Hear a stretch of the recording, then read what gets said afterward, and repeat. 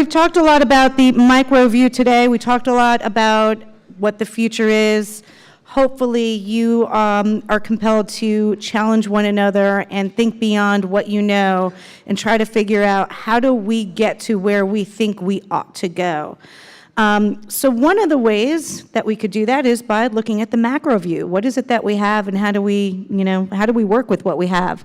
Hunter Newby is here to talk to us a little bit about that today. He's one of today's top innovators and entrepreneurs with a track record of success in communications network infrastructure. In 2008, Hunter founded Allied Fiber, the first integrated network-neutral provider of dark fiber in the United States. By developing modular co-location facilities in towns and cities throughout the U.S., Hunter also aims to strengthen area communities to become centers of commerce and boost local economic growth. And if you guys remember earlier today, y'all know I'm like 25, which means I probably have known Hunter since I'm 3. So without going any further, Hunter. Thanks, Ilissa.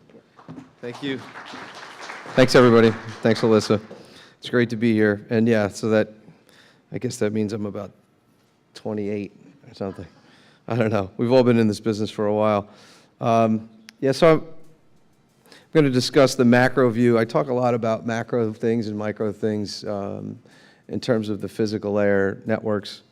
I've built a few different physical layer things. I understand all the layers of the stack. I like to stay down low. I like to be in the real estate business and enable the network operators to do what they need to do without much interference, or minimize the interference to the greatest extent possible.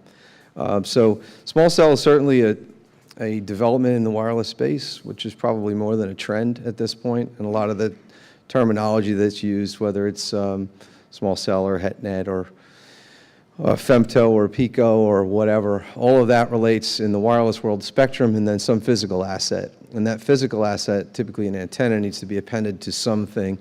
So I'm sure you've heard all day today, and like you heard on the earlier panel, and David was talking about it, the issues really relate to rights of way and rights of use.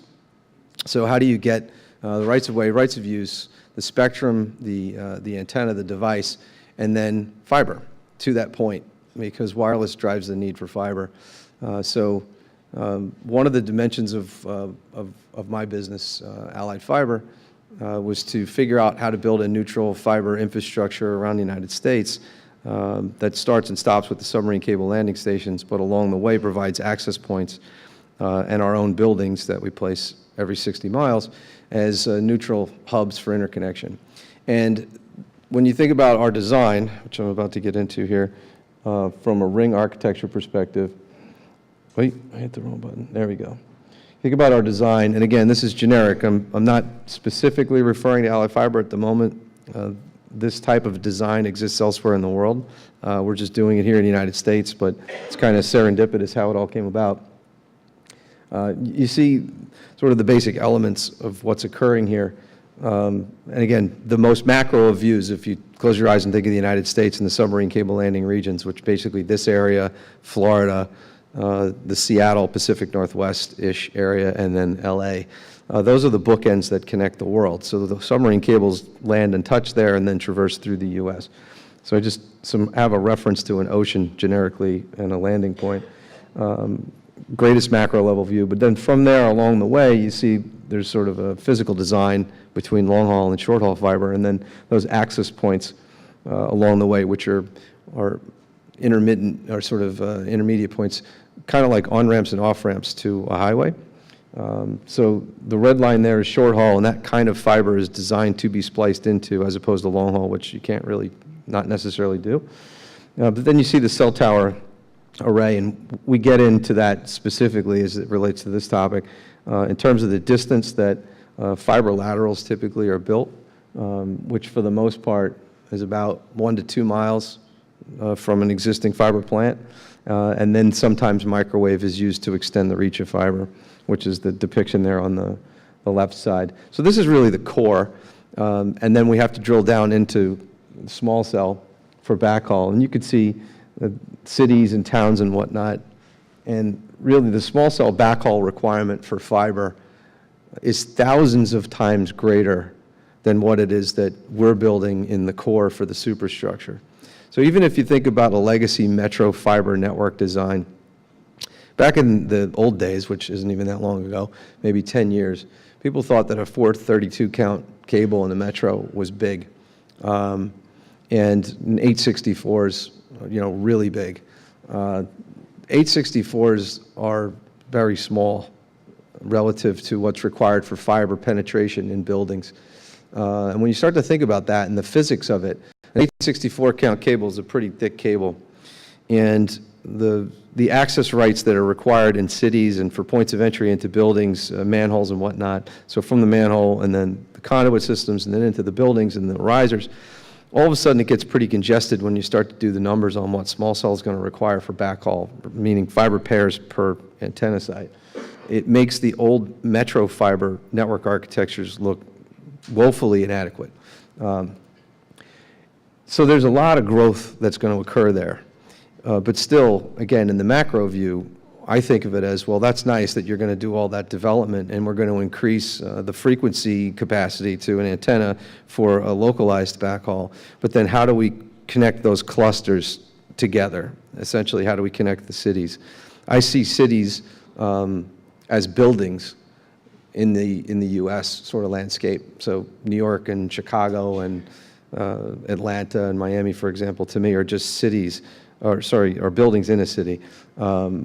That's a real macro view. And then you can see what this design looks like is, well, what's between, for example, what we just built, what's between Miami and Atlanta? Well, there's a lot between Miami and Atlanta. There's a lot of cities, a lot of towns, and there's a lot of cell towers.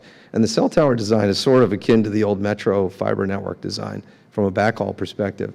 When you get into the density of the urban areas and how much coverage needs to occur in the buildings and in the venues and what have you, the fiber counts are astronomical.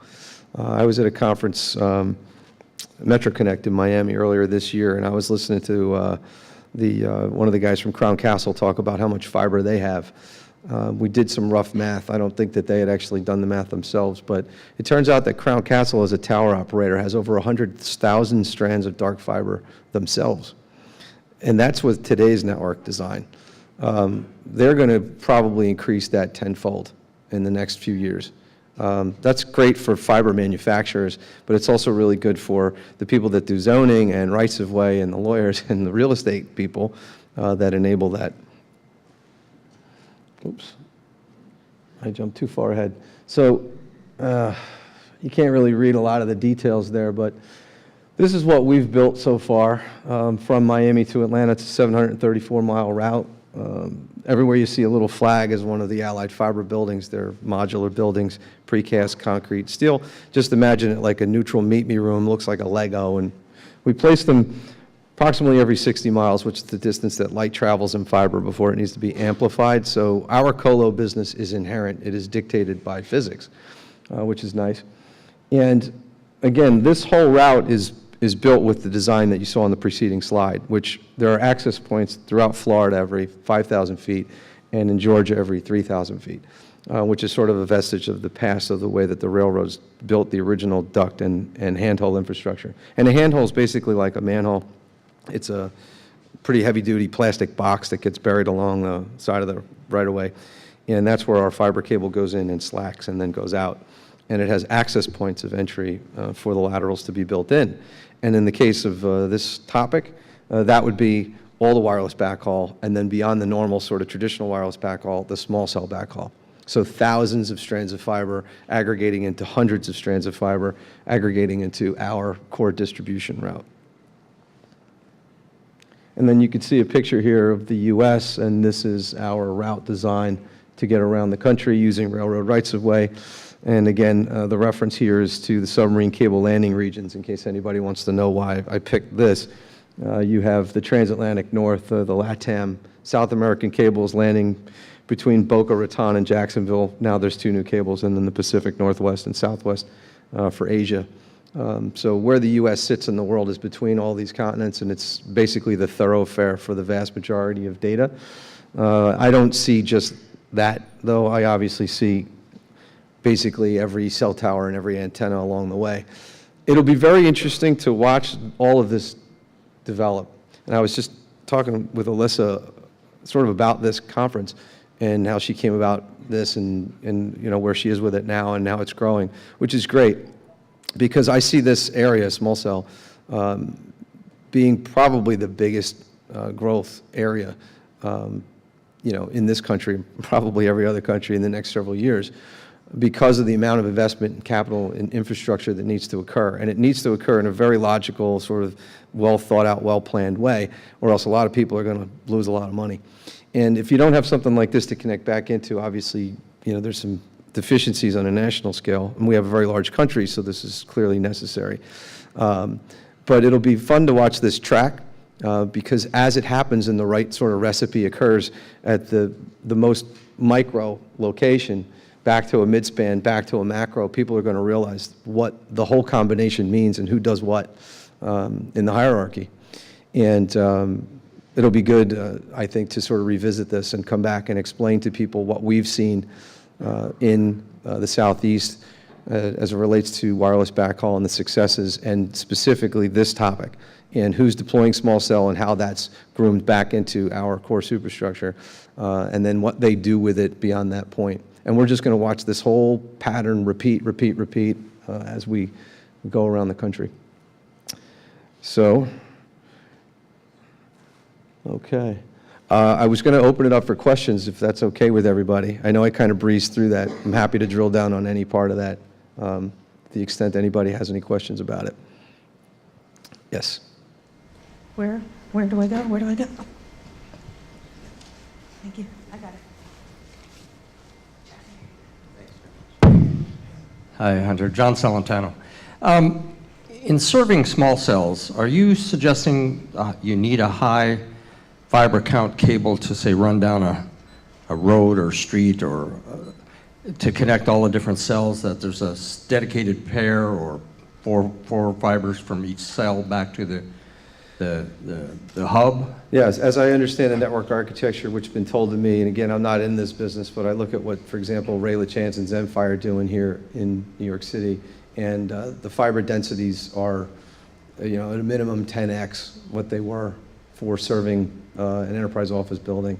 And yeah, that's not what I'm suggesting, that's what's been suggested to me. That's just as it relates to small cell, not even just bringing fiber to places where it doesn't exist yet. So I guess my question is there not availability or development of an add drop capability where we could have fewer pairs that we're connecting into at each site, and we're picking up the signal and dropping the signal at each site along the way? Yes, that is possible, and that's a traditional architecture for metro transport. It's just that there's a logical number in terms of physics as a ratio that you can't get beyond in terms of how many pairs you're going to be able to aggregate from an antenna. The antenna needs fiber, so that's number one. The number of antennas that exist in a small cell deployment, somewhere in the order of, I think it's 6 times what I've read from the Wireless Association. Was it CTIA? 6 times. So, okay, if it's 6 times that number, and you're bringing a minimum count of 24 to a tower today, or a tower site on a building, the minimum's to 24, so you multiply that times 6. You have a threshold number somewhere, around about 150 fibers that you have to bring to each building. So if you're going to do that, you wouldn't just bring that number of fiber, because the incremental cost of the fiber is nominal. It's the cost of the labor, and really it's the cost of the point of entry and the lawyers and the real estate, right? Typically the landlords don't care about the count of the cable, they care about the diameter of the PoE or whatever. So people are going to overbuild fiber. It's a future-proof, in a sense, what the deployment looks like. So however many antennas you think you need today, when you move to 5G, whatever that may end up looking like, you're going to need to bring fiber to those antennas too, and not just upgrade the antennas you have. That's what I've been told. I just do the math in my head, and I think that that's a really big, scary number, considering the fact that probably half of the country still has no fiber at all to the tower as a starting point. And then now we're talking about small cell. We don't even have fiber to all the towers that we have, and now they're going to multiply the number of antennas in the buildings times 6. So I see that as an opportunity, by the way, not as a difficulty. We need to think about it and come up with a plan. Does that make sense? It does. I don't know if the multipliers are quite right. I think what you're referring to is the number of small cells that equate to the capacity of a macro cell. I've heard numbers as high as 10. There you go. I'm giving Right. you 6, it could be 10, But whatever. we're talking at an individual cell basis, less traffic, if you will. So why do you need to multiply the number of fibers?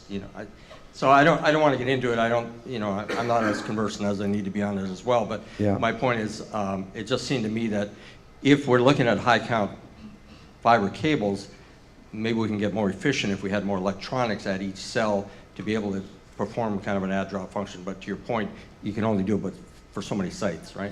Correct.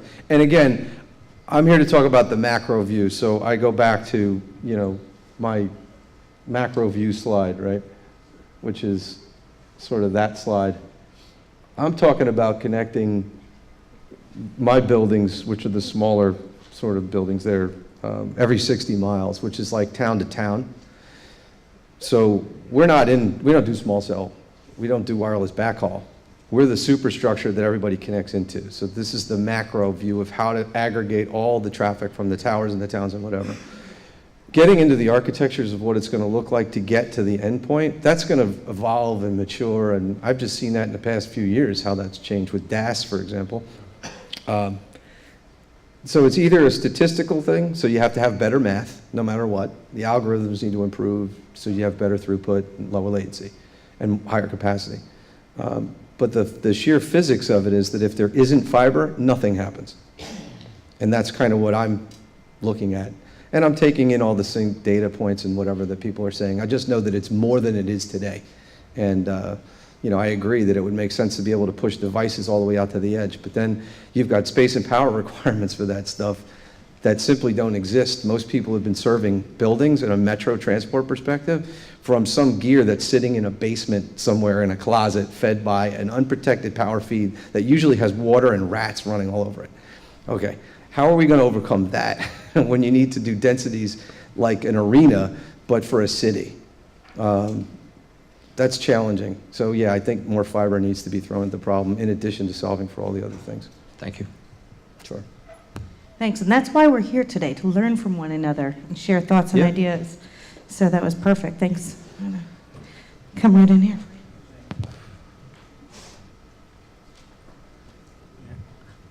I didn't see the notes on the Rocky states. Is that because of the challenge on cost or regulation related?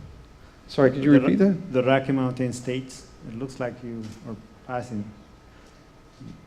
Are you available also? Are you deploying on the Rocky Mountain states? Rocky Mountain. Right. Rocky Mountain states. Yeah. Oh, yeah. I get that question a lot. So you want me to jump ahead to this map? Whoop. Boy, this thing's sensitive. I'm not avoiding anyone, okay? It's just that the submarine cable landing regions are in those points, and I don't go through the middle yet, or at least project that I'm going through the middle, because it's not on the way to the subsea landings. The Rocky Mountain states need to be served too, so let's let this all manifest. And I think the greatest thing that I would ever do would be to build what I call the cross, which would be to connect Chicago, Kansas City, and Dallas, and then probably San Francisco, Denver, Kansas City to Ashburn. And then we're done. The quadrants can be dealt with by the regional and metro fiber providers that serve those areas. We're not in that business. This is the most macro level view you're going to see of a neutral infrastructure provider in the United States. Not to say that the Rocky Mountain states or any other region don't need the same design. We'll get around to that, hopefully. It's just a question of when, time and money. My question actually came from my experience as I'm involved in the deployment of the RF side, and I find almost most of this place actually still on the MLPP or T1s still, and not finding RFs. So I was wondering if there is any challenge for you guys to regulation related. A lot of these places are actually being preserved for ski resorts and so on. So maybe there is a challenge or a law with the regulation related. So that's basically my question. The challenge is geography, quite frankly, and population density. which is the challenge that every country faces. So if you're familiar with the OECD list, which is this French organization that ranks the United States 28th in the world in broadband speeds and penetrations, the problem with the OECD ranking is that it calls the United States a country. It also calls Luxembourg a country. And Luxembourg's the size of the stage right here. Okay, not fair exactly. So of the 27 countries that are ahead of the United States, there's only one that even gets close to comparing to our geography, and that's Australia. And even they are smaller than us, and they're a continent too. So Colorado, and I was just there last year, and I spoke at the Mountain Connect conference, which is really great. The folks that live out there in that area are very acutely aware of this problem because they live with it every single day. And they have a lot of microwave out there because there's just a lot of great geographic expanse, and the ROIs aren't there, and they're kind of looked over rather than being looked after. And there was actually this one woman who drove for 6 hours to get to Vail, which is 2 hours outside of Denver. And she came from a county that's the size of Connecticut, a county the size of a state. So, of course, I gave my whole presentation about what we're doing, and they said the same thing. When are you coming through here? Because we need that to tie into. This is great. This is what I work on, okay? National network plan, neutral for everybody, but it's very capital intensive, but it incorporates the micro level aspect of aggregating small cell in it so that we can capture the greatest amount of demand. So hopefully soon we'll be able to answer that question. But yeah, there's big challenges here in the US, geography and money. Okay. Great. We're right Well, up thank on you. 5 o'clock. I hope that was informative. Thanks again, Ilissa, and thank you all for listening.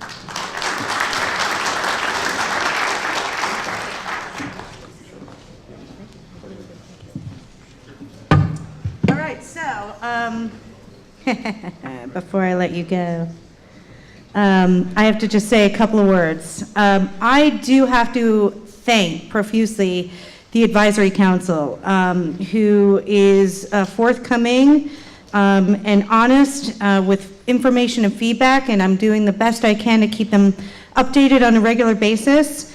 So thanks to Jose Burgos, Ray LaChance, Dominic Valeco, Steve Yapsuga, Art Mierdik, Ezra Hug, Manny Gutche, Chintan Fafadia, Mike Collado, Doug Wiest, Douglas Fishman, and Tom Chamberlain.